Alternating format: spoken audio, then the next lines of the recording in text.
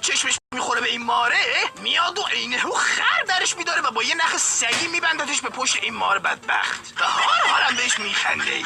ای بی تربیت. فرداشم که این تخم سگ از خواب بیدار میشه میفهمی که یه سنگ سگی تر به پشتش بسته بودن که پا میشه میاد پیش این مرده که همون مافیای اسکوید گیم بوده و بهش میگه تو خدای سنگ سگی رو از پشت من باز کن دارم جرم خورم. بزرزان دل داری اذیت میشی؟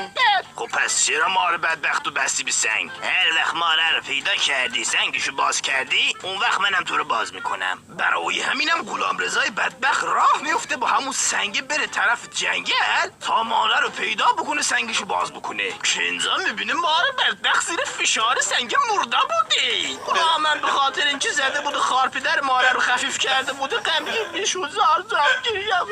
به همونجا استادش هم که دیگه میبینه غلام یه درس مهم زندگی گرفته بوده بازش میکنه دیگه. چند سال بعدش هم که غلام کچل بزرگ میشه میبینیم تبدیل شده بوده به یه غلام حیوان دوست مار دوست خدمتگزار طبیعت و به خصوص مارها. خلاصه که آدم نباید حیوان آزار بکنه. حیوان چیز یعنی اگرم اشتباهی هم قبلا این کارو کرده بعد مثل غلامرضا جان ازش درس بگیرید نکنید. خیلی ممنونم قربان شما. خدا غلامرضای تخم سگ که چشمش میخوره به این ماره میاد و عینه